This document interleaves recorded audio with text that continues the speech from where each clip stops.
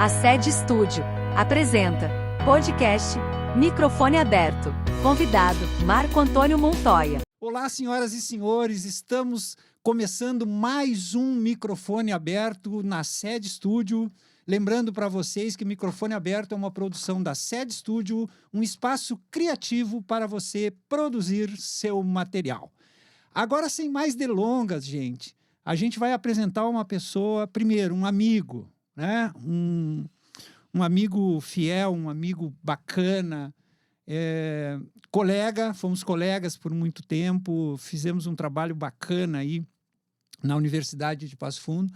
E hoje, cara, eu não tenho a honra de recebê-lo, eu tenho o prazer de receber Marco Antônio Montoya. Montoya, seja bem-vindo.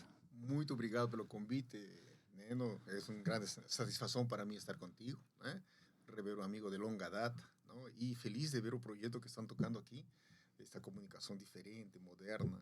E para mim é um privilégio conversar aqui contigo. Para nós é um prazer.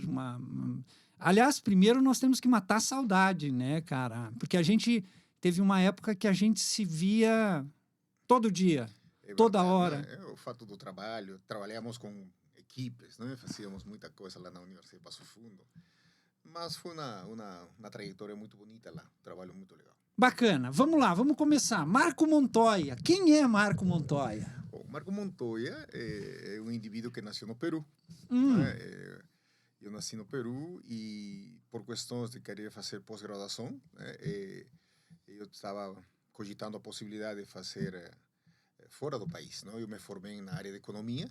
Não? Lá no Peru? No Peru, na Universidade de São Martín. E na época, inclusive, depois que me formei, estava trabalhando em algumas empresas. E depois trabalhei na corretora de valores, inclusive na Bolsa de Valores. E em minhas andadas pesquisando lá na Biblioteca das Nações Unidas, em Lima, que é uma biblioteca muito linda, na época era mais rudimental, não é todo papel, xerox, não era... Livro. Livro, é mesmo.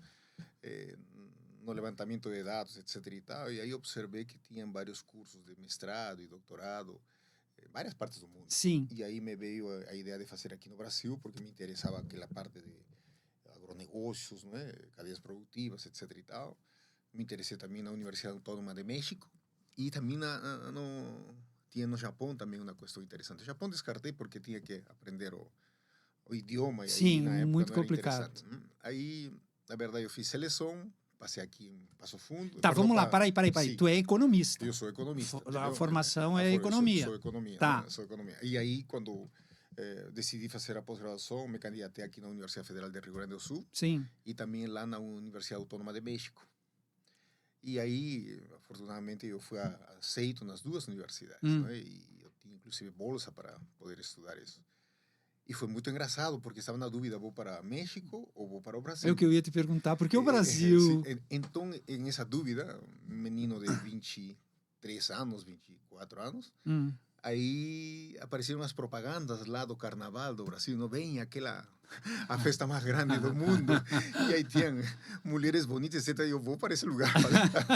Então parece uma coisa muito fútil, mas uma das... Claro, a universidade... Não foi decisivo para isso, né? Foi o ponto de diferença, porque a verdade, as universidades que estava pleiteando eram universidades de prestígio, me interessava a qualificação. Mas aí, isso é o que aconteceu, e aí decidi para vir ao Brasil. Na Universidade Federal de Rio Grande do Sul foi uma experiência interessante, fazendo um mestrado, né, na área de economia aplicada. Então, a primeira cidade que você morou no Brasil foi Porto Alegre, a capital. Então, o Brasil eu conheço de Porto Alegre para frente, entendeu? Foi a porta de entrada, foi uma excelente experiência, né, na época, para um estrangeiro como eu, foi interessante fazer essa experiência, etc. E tal. E me lembro que o primeiro semestre apanhei muito, era língua, era outro ritmo, mas depois me saí bem, foi muito interessante. Né? E aí tu conheceu algumas pessoas, né? Recordar é viver. Conheci muitas pessoas na época, tanto assim que hoje, por exemplo, os que fizeram mestrado comigo, são pessoas relevantes no país, muitas pessoas relevantes. Mas lá, me lembro muito na URGS, que o professor Reinaldo Adams, ele dava aula concentrado em Santa Catarina. E eu tinha outros colegas também que davam aula. E me convidaram para dar aula em Videira, Santa Catarina. Uhum. Quando me convidaram, aí eu fiquei assustado inicialmente, porque, enfim, Sim. nunca cogitei a ideia de ser professor. Na verdade, eu sempre trabalhei no setor privado, na parte produtiva, etc e tal. Ser professor não estava no mapa. Nunca. Não Não tava fazia no parte dos planos. dos planos. Uhum. E aí me falaram que eu tinha conteúdo, era falante, etc e tal. Mas eu estava assustado com o sotaque, se me entenderiam ou não. Mas aí eu fui. Eu fui a Santa Catarina. A videira. A Videira, Santa Catarina. Olha a minha cara. Sim, Videira, Santa Catarina. Eu fui para fazer umas disciplinas concentradas, que seria... Mas tu já tinha terminado o curso? Não, Não, estava em andamento. Já estava trabalhando lá na dissertação de mestrado, na parte final. Sim. E aí me convidaram, foi uma experiência e tanto. Eu fui lá, foi muito importante para mim. Aí, encontrei outro Montoya lá, um comunicador e tentando ensinar. E aí uma coisa que se dá conta todo professor, porque ser aluno é interessante. Agora, quando você quer ensinar, você tem que dominar os conteúdos. Sim. E foi uma caminhada dura, não é? Porque na época, cada vez que você fazia o mestrado, não ensinavam a dar aula. Sim. Você era técnico mesmo nas coisas. Ok. Então foi uma aprendizagem meio solitária, meio com ajuda de ABE, com colegas, mas me saí bem ao ponto de que me convidaram para eu ficar lá. Não é? Como é o nome da Universidade de Videira? Na época era a Faculdade do Rio do Peixe. E daí, eu cheguei um momento, nos contrataram para poder trabalhar no projeto da Universidade do Oeste de Santa Catarina. Não é a UNOESC. A UNOESC. Eu licionei na UNC lá. A UNOESC. Aí nós trabalhamos no projeto para viabilizar a universidade, etc. Tanto que foi uma extrema... Sim, uma experiência muito boa. Nós estamos falando de uma época que tudo estava iniciando, né? Sim. Então eu tenho o privilégio de ter participado no projeto inicial da Universidade. O curso de mestrado era muito distante, né? Entre a graduação e a... Inclusive, eu era paparicado e eu não sabia por quê. Aí eu me lembro que saíram algumas diretrizes do MEC, não é? Que estavam exigindo o mínimo de mestres e doutores para as universidades e faculdades para poderem se manter como tal. E eu estava quase terminando o mestrado, então me estavam dando essas oportunidades, né? Então foi muito importante essa parte. Então Santa Catarina é uma coisa que me chamou muito a atenção, porque nessa região de Videira é todo penhasco. E cada vez que você vai para o interior, você vê que é um povo trabalhador, é decir, tem desbravadores que, tiveram sucesso na adversidade, olha só. Sim. Então aí conheci as cadeias produtivas, etc. Campos Novos, aquela região. E o mais legal é que quando eu fiquei esse ano, eu tinha uma aluna cuja orientação que eu fiz ganhou o prêmio a melhor monografia lá em Sim. Isso para mim me deu um orgulho. E aí você entra em um caminho que se torna na cachaça. É algo que não se compra em qualquer esquina. E tu pega confiança, E você né? pega confiança, e você precisa descobrir coisas. E aí entrei a conhecer o cunho do pesquisador. Olha só. Sim, ali como é o bichinho da pesquisa. Da pesquisa, etc e tal. Mas eu precisava estar sempre em Porto Alegre. Então, todas as semanas viajava. E não é geograficamente, não é muito agradável, né? Era uma loucura. Claro, o pagamento na época compensava.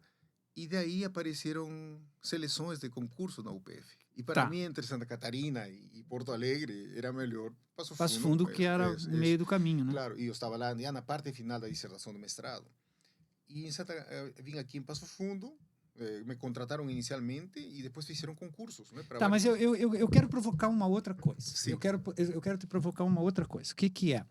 Você conheceu um grupo de pessoas lá na URGS. Sim. Daí aí vem a minha pergunta, porque eu quero te provocar. Sim. Eu quero te provocar porque eu quero ouvir uma história que eu acho muito bacana. Como tu descobriu o PF Passo Fundo? Então, a verdade é que me chamou, que tinha concurso aqui, estavam selecionando pessoas, era um colega que fez mestrado comigo lá. Sim. E este colega hoje vive em Caxias, e ele me disse: Montoya, lá na UPF estão precisando de professores, etc e tal. E aí eu achei interessante. Mas veio você, veio o falecido professor Ginês, querido. Não, mas ainda, na época, eles não estavam aqui. Eu que vim primeiro. Tá. Eu vim assim, etc e tal. Cheguei aqui, me adaptei rapidamente e eu vi que a universidade, a faculdade estava querendo fazer núcleos de pesquisa, etc e tal, e me chamou muito a atenção isso, né? E depois, alguns conhecidos, o professor chinês que eu conheci, ele fazia mestrado em sociologia, Sim. Apareceu, convidamos para que ele venha para aqui. Tinha mais um outro. Tinha ele, depois tinha o Carlos Moran, era um peruano. Que Isso, esse peruano. Convidei ele, mas isso foi muitos foi rápido. anos depois. Ele veio, Sim, depois foi embora. Sim. E assim, passaram várias pessoas que viram do mestrado. Deixa eu te contar uma coisa. Uhum. Nessa época que tu está dizendo, teve um episódio... Estamos falando em 1992. Isso. A sala dos professores era à direita de quem entrava da FEAC. Isso mesmo. Lá, do lado de lá, né? E eu não sei o que eu fui fazer, e você estava num dos coxinhos ali. Você recém tinha... Sim. Foi a primeira vez que eu conversei contigo. Sim. A verdade, eu cheguei lá, me lembro de você, porque, enfim, porque você ainda tinha sido estudante lá, Sim. você se formou, claro. Sim. E... Não, mas nessa época que eu estou te falando, eu era estudante. Era estudante, Eu né? era estudante. Aquela época... Aliás, eu era líder estudantil então, na época. Naquela época eu cheguei e aí depois assumi a coordenação do curso de economia. Sim, aí eu me lembro. Aí começamos a trabalhar. O diretor era o Acioli. Isso, o Acioli, uma grande figura. Certo. Sabe? Ele é um indivíduo que me orientou muito na caminhada da universidade. Tenho muita gratidão a ele. Conheci teu pai, o Poli. Eu tenho outro amigão. Eu tenho uma história para contar de vocês dois, danada. O Poli. Danada. E assim começamos a... Então, tradicionalmente, sempre me juntei com pessoas assim, com mais experiência para aprender. Sempre foi... Essa foi uma coisa que eu fiz. E isso foi uma caminhada também, porque aí a universidade estava crescendo e eu estava crescendo com ela. Certo. Só que eu ficaram 2 anos e eu decidi ir para o doutorado. Uhum. E aí eu decidi sair da UPF para ir por conta. Não, vou lá, vou fazer uma seleção. Onde tu fez o doutorado? Eu fiz na USP, na SARC. Nojento! Mas também eu passei lá em Viçosa e no PIMES. Mas é que a USP sempre foi um ninho de grandes sim. economistas. Então, foi importante. Então, mas aí eu passei nas 3 para o doutorado. Sim. E eu tinha bolsa ainda. Sim. E tinha salário da universidade e bolsa. E aí, aquela vez, eu falei, assim, me vou ter que desligar da UPF, vou fazer o doutorado. Uhum. Aí me disse, não, nós precisamos de você aqui. Sim. E aí ele me levou a falar com o padre Alcides. Sim, falando sim, essa questão, sim. olha, ele está indo embora, mas não vamos precisar dele. Não, padre, não, você volta aqui. Muito digno, reitor. Excelente pessoa. Aí me mantiveram na época o salário, olha só.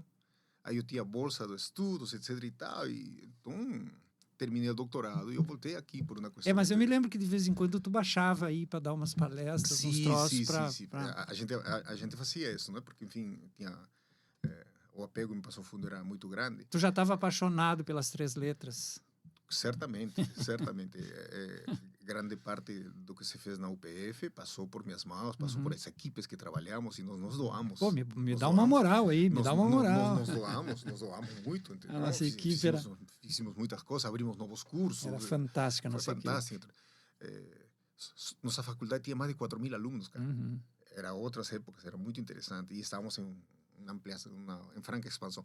Então eu saio aí em função disso. Então o padre assim fala comigo, não, precisamos de você, você volta e não sei o quê. Bom, aí foi importantíssimo, né? Sim. Excelente, aí fui para o doutorado, né? Me lembro que na época também quem era vice-reitora de pesquisa era a Tânia Ressing. Isso, na época era. Esse pessoal. Conheci a Valéria, que era tua mamãe fez o integrado. Claro. Nossa, assim, então, as minhas relações interpessoais se tornaram muito ricas na cidade. Você é um cara muito agradável. Então, a gente fizemos muitas coisas aí.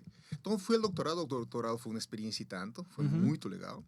E eu me lembro que terminei o doutorado e eu fiquei feliz porque minha tese de doutorado ganhou o prêmio melhor tese de doutorado de economia do país, na época. E fui premiado lá em um congresso. Então, embora eu vim do setor privado, empresarial... Mas nessas alturas tu já estava perdido. Já me estavam chamando para esse lado, entendeu?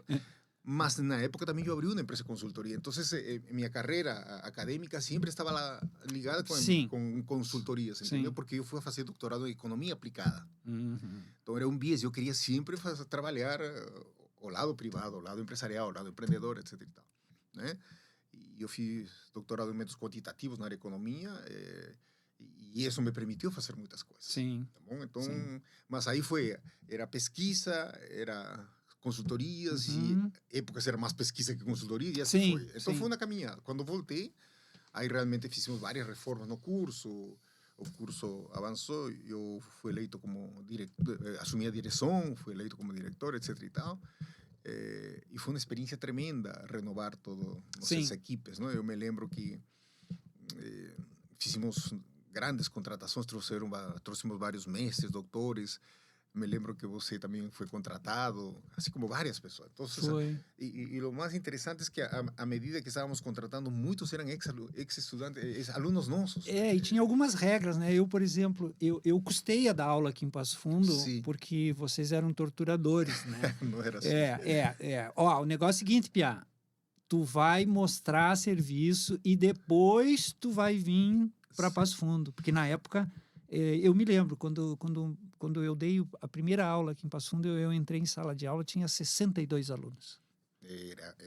Eram outros tempos. Era palestra. Não, eram outros tempos. Era palestra. Eram outros tempos. Você realmente tinha que fazer todo um show para poder... Não era tão simples. Eu fui aluno do meu pai, tributário 1, tributário 2 também, era 60, 50, isso, era... Então, é era uma um coisa absurdo. muito interessante. Nós criamos o banco de dados, que hoje é o CPA, que era um centro de pesquisa. Sim. Criamos a revista Teoria e Evidência Econômica, que nos inícios dos anos era uma revista classificada pela CAPES A, ela é semestral, até agora continua a revista científica. Sim, ela foi bem, bem colocada no mercado, inclusive. Sempre foi. O que gosto da universidade, e isso que me deixa feliz, é que nós criamos projetos que como nos superaram. Sim. Porque outras pessoas estão tocando esses projetos atualmente. Sim. E isso é lindo, sabe? Porque, enfim, o projeto Uma Ideia supera os criadores e tem outros que estão tocando e melhorando. Assim, acho ele fala com uma facilidade, assim, a gente passava dias em reuniões, dias em cima de projetos. É verdade. E tinha que ir na reitoria, e tinha que... E era chá de banco, e não tinha aquela credibilidade. A gente dizia, não, isso aqui vai dar, nos deu oportunidade. E nós descobrimos também, quando a faculdade fez 50 anos, aí descobrimos que o melhor... Não descobrimos, não, sabíamos disso, mas que o melhor divulgador do tipo de trabalho qualificado que fazíamos eram nossos alunos. Aí criamos churrascos de integração. Não, gente, ele era meu diretor, eu estava coordenador em Soledade. E ele me chega em Soledade e pede para mim reunir todos os alunos, e eu moralista, né? E ele chega oi, tudo bom, não sei o quê, temos que fazer festa. Faculdade também é festa. Os alunos me olhavam assim, o nosso coordenador diz que a gente tem que fazer uma coisa, né? Aí veio aquele primeiro churrasco inesquecível. Os pais nos abordavam. Gente, a ideia, tudo da cabeça desse maluco, né? Quem serviria os alunos? Os professores. Aquilo foi uma coisa assim que chamava a atenção. E os pais. Eu sempre fui muito brincalhão, inclusive criei o faxineiro da FEAC numa integração, fui penalizado pela minha mãe queria me matar, né? Gente, os pais nos abordavam, né? Dando o cumprimento a toda a equipe pela maneira em que a gente conduzia com o líder, logicamente, o Montoya, né? Foi legal. Um troço muito louco. Mas muito louco. Foi bem... Te vou dizer como foi. A verdade, estávamos fazendo aniversário de 50 anos. 50 anos. E aí fizemos as festividades, etc. E os representantes dos estudantes um dia chegaram na sala da direção, na época eu era o diretor, me dizem, Montoya, mas nós não participamos dessas... Não, mas tinha representantes dos estudantes. Não, mas nós queremos participar. Sim, eu me lembro. Aí eles falaram, não, mas então, vamos a fazer campeonatos, festividades, etc. Sim. E alguém disse dos alunos, então temos que fazer um churrascão também para toda a FEA. Eu achei isso foi ideia dos alunos. E o campeonato de futebol foi lá na Associação dos Professores. O grande problema foi que quando fui a pedir dinheiro... Verba lá na reitoria na época, eles falaram que não. É. Que se davam para nós, tinha que dar para todo mundo. E eu estava falando de uns 3.000 pessoas, 3.500 Sim, pessoas. sim. Aí eu cheguei lá no conselho Diretor, da unidade, sim. conselho da unidade, todos os coordenadores, falei, pessoal, nós não temos Não há- dinheiro e agora não como há fazemos money. xixi? Aí uma alma caridosa, deu a ideia que nós deveríamos de visitar ex-alunos nossos, empresários de sucesso. Que E depois aí, virou case, então, os alunos de que, sucesso. que aconteceu? Nós fizemos um mapeamento dos alunos, né?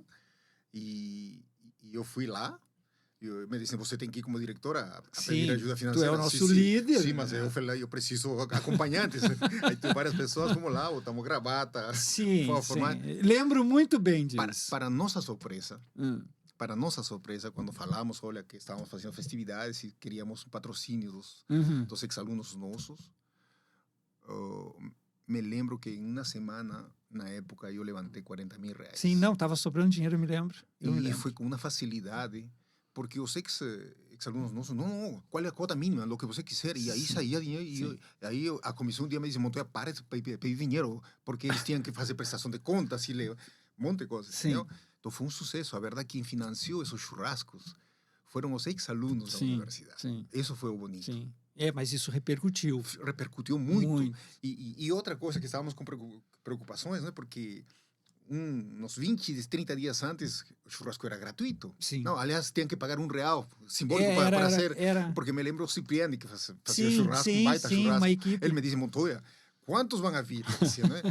Uns 3.000, uns 1.500 pessoas. Não, mas não é assim, eu preciso ter certeza.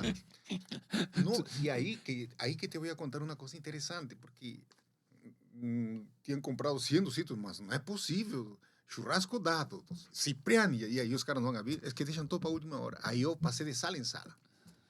E é um discurso interessante também, porque a verdade, nós chamamos a atenção da participação deles, porque quando um indivíduo vai para a universidade, ele vai por dois motivos centrais. Um é para qualificar seu capital humano. Certo.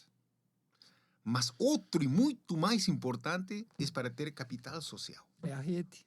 Entendeu? Como é? As redes interpessoais. E eu sempre gosto de dizer, cada vez que estou na sala de aula, olha o colega de vocês ao lado. Sim. De aqui a 5 anos, 10 anos, 15 anos, esse cara vai fazer a diferença. E aí eu pergunto, ele quando quer tocar um projeto, chama aos competentes ou incompetentes? Aos competentes. Lógico. Aos que estão preparados, bem treinados, ou aos que não estão preparados? Claro que estão. E onde estão eles? Estão na universidade, estão na sala de aula. Ele vai chamar os inimigos ou os inimigos? Os amigos ou inimigos? Os amigos. Certo. É quem a gente lembra, sim. né? Não, e te quero dizer, quando nós fomos a visitar as empresas para arrecadar dinheiro e outras coisas, outros projetos que tínhamos, o chefão era tal, e você perguntava, e os colegas, lembra de fulano de tal? Está no RH, lembra de fulano de tal? É decir, toda a rede interpessoal, sociedade. Ele estava cercado de colegas. E esse é o capital social. Então, no sucesso do mercado, você não adianta só ter capital intelectual. Você tem que ter capital social, certo, que te permita essas relações interpessoais. E aí eu sempre brincava lá na universidade, não é? Agora, se eu for, posso dizer, eu dividia os indivíduos, os doutores, não é? Entre os iluminados e os grises. Os grises muitas vezes eram muito mais qualificados que os iluminados. Certo. Mas eles nunca eram chamados para nada. E aqueles indivíduos que eram bem competentes e tinham relações interpessoais estavam em tudo. Sim. Aí eu aprendi a escolher as pessoas, não? Cada vez que convidava um projeto, eu convidava para pessoas que não tinham tempo. Porque quando não tem tempo é um bom sinal. Eu ouvia muito. Sabe? Montoya, mas não tenho tempo, então não, é tu que eu quero. Eu quero é você. tu que eu quero. Tá entendendo? Porque quem não tem tempo sim, é o que isso, faz. Entendeu? Então foi uma caminhada e foi uma escola também aí esse processo, não? Fizemos durante 5 anos churrascos. Foi muito divertido. Mas foi muito divertido. Eu sofri muito, mas me diverti bastante. Não, e aí, por exemplo, animação. Sim. Aí nós descobrimos que tínhamos colegas, professores, que tocavam música. Sim, tinha uns talentos enrostidos, né? E nós não sabíamos. Tocavam rock, trouxeram suas bandas. Tinha uma banda de rock, né? Olha só, a gente nem sabia dessas coisas. É verdade. Então, esse capital social foi muito importante.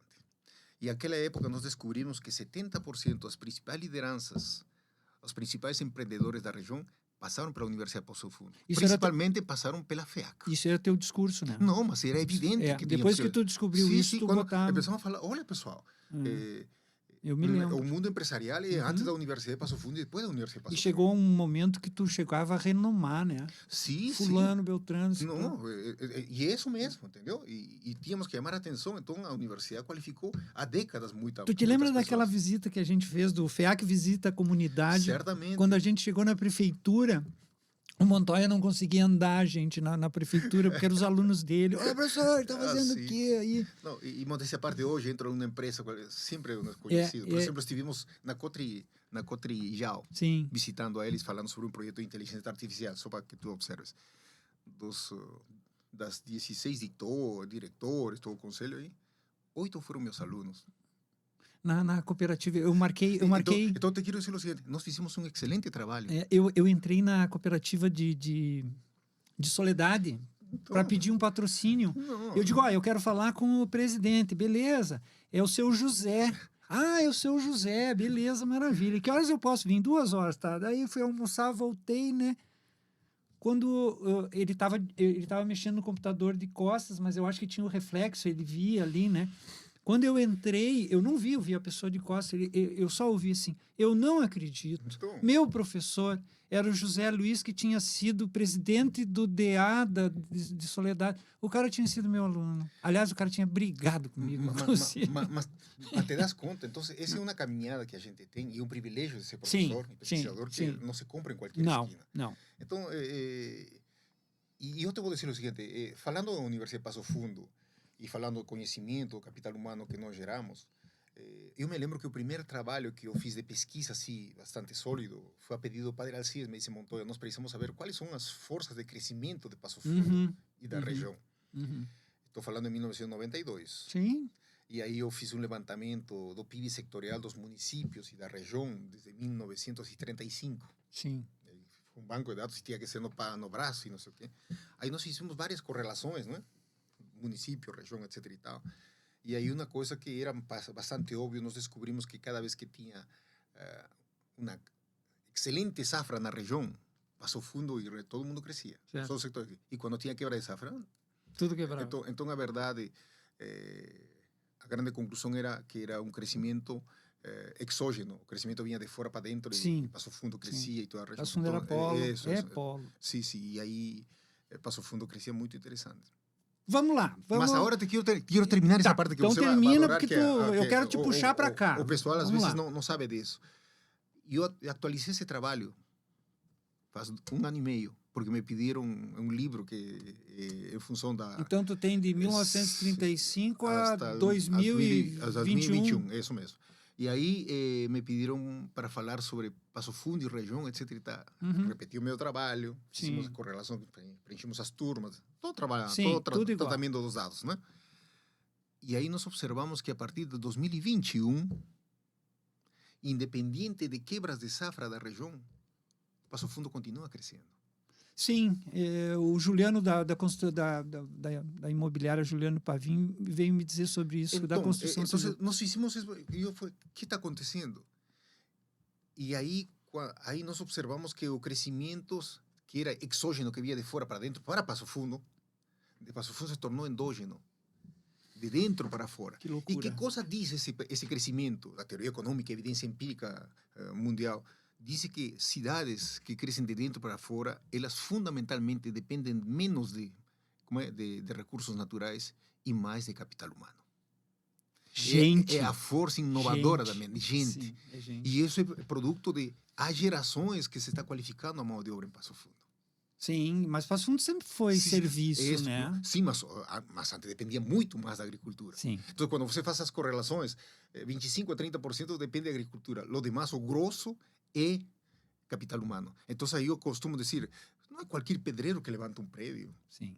Tem indivíduo qualificado. Não é um bruxo, não é um xamã que faz cirurgias de alta complexidade aqui na rede hospitalar. É outra coisa. Sim. Não é qualquer indivíduo que toca toda a logística que existe no mundo empresarial de Passo Fundo, etc. E tal. Tem várias coisas importantes. Sim. E olha, o principal dentro desse processo de inflexão de 2021, quem faz a diferença foi a Universidade de Passo Fundo em sua trajetória. Sim, para mim, eu sou filho, eu sou filho... E as outras universidades que estão aparecendo, as outras faculdades que estão aparecendo, nossos ex-alunos são os donos deles e estão tocando. Então, fizemos um grande trabalho. Marau, se tu entrar na faculdade ali de Marau, eu, por exemplo, quando vejo as alunas estão coordenando, estão dando aula. Não, é um orgulho, por exemplo, o presidente da Câmara de Deputados, lá da Assembleia Legislativa, perdão, o Sanquim, foi nosso aluno em Economia, e depois foi para Direito, se formou em Direito, foi meu aluno, olha só. Sim. Não, tem mais gente. Tem mais gente. Tem muita gente interessante. Montoya. Vamos atualizar essa nossa conversa. Primeiro, muito bacana, né, cara? Eu tô em êxtase aqui. Bom, aí vamos lá. E aí vou me incluir nessa. Terminou o nosso ciclo de professores né, universitários. Hoje, o que o Montoya faz? Além de pesquisa, essas coisas. Olha, uma vez pesquisador, sempre pesquisador. Então, eu faço parte da rede de pesquisa que eu fazia sempre, né? Com o pessoal da URGS, da USP e o pessoal de Paraná, na UEM. Sim. Então, tem uma rede de pesquisa interessante, não abandonamos ela. Publicações internacionais. Sim. Alto. Livro. Acho que tem uns 14, 15 livros escritos já na trajetória nossa, mas Sim. Artigos. Sim, artigo deve ter um monte. É muito. Mas o que estamos trabalhando é isso, não? E paralelo a isso, eu continuo com a empresa de consultoria e agora com outros colegas da computação, me chamaram, fizemos outra empresa e nós estamos trabalhando questões da gestão, de planejamento com inteligência artificial. Antes disso, tá? Onde eu encontro Montoya eletronicamente? Olha, meu e-mail, o pessoal me conhece, montoya@upf.com, né? .br, né? Não, montoya@upf.br.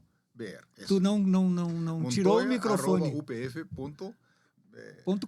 Não, .br. Não, .br. Continua UPF, porque essa vez que nós saímos da Universidade de Passo Fundo, né? Eles criaram um programa de professor sênior. Então, não precisei trocar um e-mail, etc. Então, montoya@upf. É verdade, a gente não saiu, não tem né? isso, a gente sai da UPF, mas a UPF não sai da gente. É verdade. A gente tem um carinho tremendo. É verdade. Então, estou fazendo isso e criamos uma nova empresa e estamos trabalhando questões da gestão empresarial, planejamento regional, mas já com um instrumental muito potente, inteligência artificial, tive que aprender muito, e o pessoal que trabalha comigo é da computação. Sim, a TI aí fica fácil. Sim. E são projetos inovadores. Sim. E dentro dessa caminhada, olha como é a pesquisa, não é? Por exemplo, eu tenho uma rede de pesquisadores e nós estamos trabalhando impactos econômicos no meio ambiente. E nós conseguimos calcular nas cadeias produtivas o CO2, não? Emissões eu me lembro do início desse teu projeto. Não, e o último trabalho assim, de relevância foi a pegada hídrica. Começamos a falar de água virtual, olha só, uso de água, consumo de água virtual, é decir, nós descobrimos em nossas pesquisas que o Brasil é as exportações brasileiras são das mais limpas do mundo, sabia? Em termos de CO2. Sim, tá bom? Claro Porque nós fizemos uma decomposição de CO2 de energia renovável e não renovável.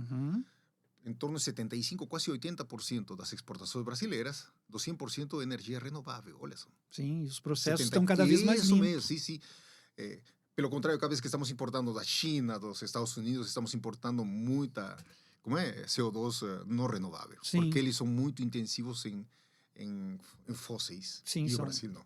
E foi interessante. E aí, quando calculamos a pegada hídrica, calculamos a água virtual, nós descobrimos que o Brasil é um grande exportador de água virtual para o mundo. Considerando que 25% da população do mundo está em estresse hídrico, o Brasil faz isso. Então, e aí tem um conceito interessante, não? Que coisa é água virtual e aí você tem uso de água. Então, o uso de água, a quantidade de água que você precisa. Por exemplo, você tomou banho hoje, está usando água. Para produzir soja, você precisa muita água. O setor suíno, né? Sim. Agora, que coisa é água virtual? É água que está incorporada no produto. Então, a soja que se exporta, as carnes, etc.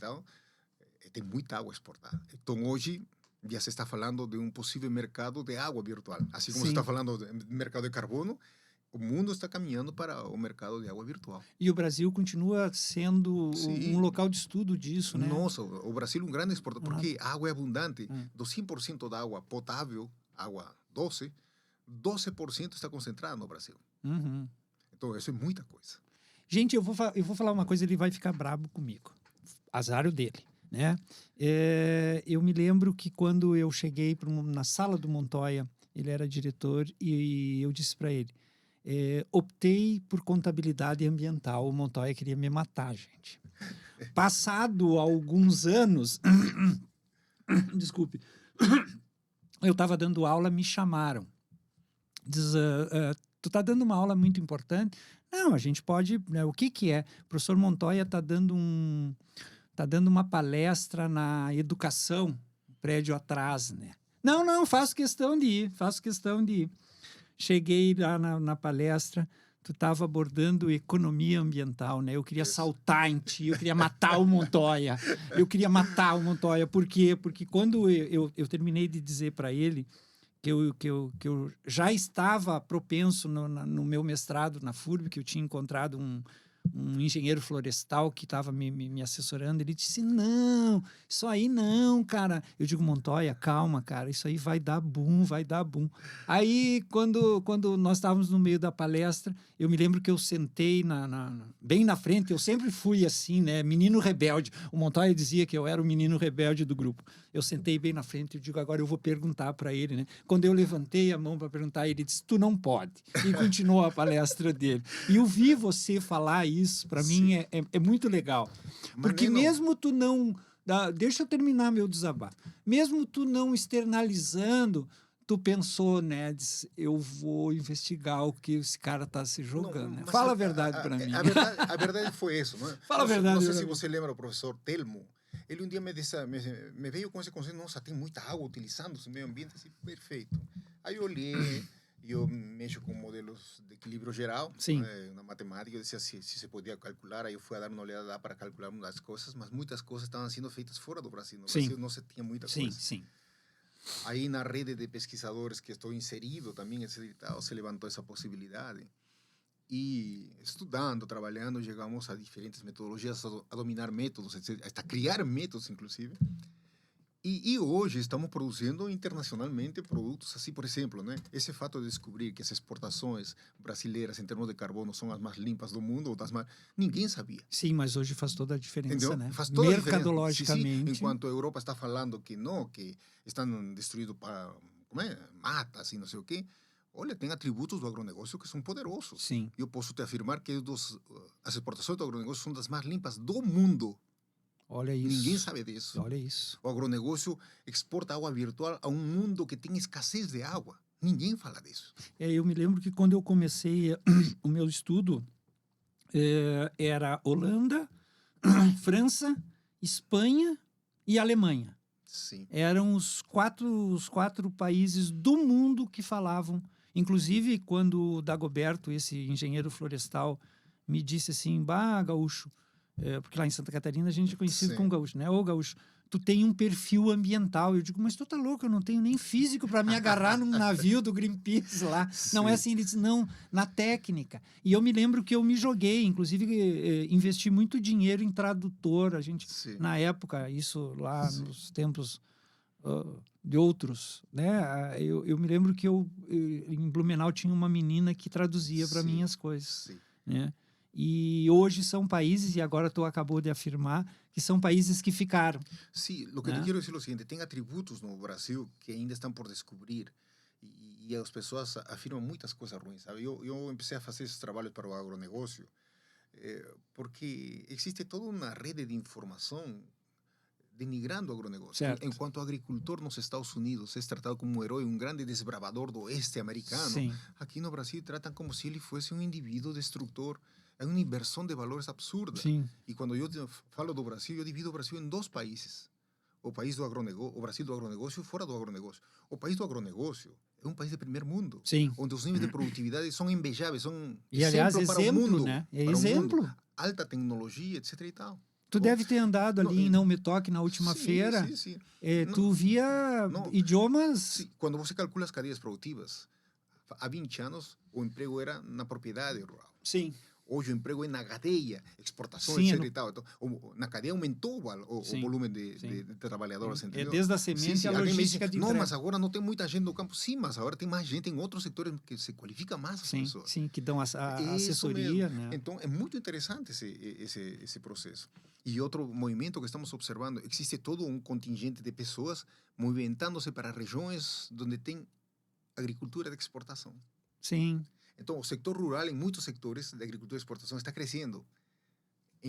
Embora, na média, a população rural está diminuindo no Brasil, que é uma coisa natural. Envelhecendo. Tem regiões onde a população rural está aumentando em função de que as famílias se mudam para essas regiões por uma questão de maior rentabilidade. Como é? Antes os jovens saíam da terra, né, do pai. Hoje eles nem saem mais, né? Não, eu tenho amigos que eram filhos de fazendeiros e hoje eles são os tocadores de tudo isso. Não, né?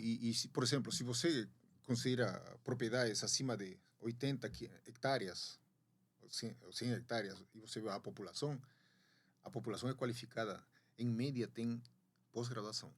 Sim, tem. Equivalente ao trabalhador rural americano e europeu. Montoya, meu querido, desde já eu te deixo um convite para te voltar aqui, cara, mas voltar diferente. Tá bom. Hoje você veio conhecer aí a Sede Estúdio, veio bater um papo mais na amizade. A gente, inclusive, não preparou pauta e eu acho que isso é o legal do microfone aberto, né? Sim. Mas eu vou te dizer, é o mais longo microfone aberto até então gravado na Sede Estúdio com você. E se eu não der um basta, nós vamos passar o dia aqui. Você é uma pessoa com muita carga técnica. Eu acompanhei, eu tenho muito orgulho de dizer que fiz parte de uma equipe que você estrategicamente montou, né, para fazer um boom dentro do curso de economia, de contábeis, de administração, né? Então, eu gostaria de ouvir as tuas considerações finais de hoje, porque ao sair deste local, nós vamos agendar um outro para a gente fazer algo técnico, mais técnico. Não, a verdade, só para terminar, não é? Como se tratava de falar de mim, etc. Então, eu estou morando em Passo Fundo, né? Atualmente tenho 4 filhos. Olha aí que bacana. Só, né? Gabriel, Vinícius, Carolina e Pedro. Alguns vi crescer. Isso mesmo. Minha esposa é Andressa, temos uma família linda. E me considero um passofundense, né? Sim. Adoro esta cidade, né? E é uma caminhada muito bonita agora que você está no mercado, vai, conversa com as pessoas, entra nas empresas e muitas pessoas conhecidas, ex-alunos nossos estão aí. Estar aqui também foi uma alegria. Gostou do que viu? Gostei do que vi, uma estrutura muito interessante que vocês têm. Não sabia que existia isso em Passo Fundo. O que acho, preciso parabenizar a você. Obrigado. E certamente estou disposto a voltar com o maior carinho e felicidade para outro novo encontro entre nós. Então, já vamos agendar e o Alexandre já vai ver. E você que quer também participar do videocast, o microfone aberto, entre em contato com a Sede Estúdio, @Complexo Sede e pelo e-mail sedepassofundo@gmail.com ou faça que nem Marco Antônio Montoya. Venha conhecer os estúdios da Sede. Um abraço, até a próxima. Você acabou de ouvir e ver o podcast Microfone Aberto. Realização da Sede Estúdio. Venha gravar o seu. Rua Independência 800 Loja 2. sedepassofundo@gmail.com. Fone 54 99637 1607.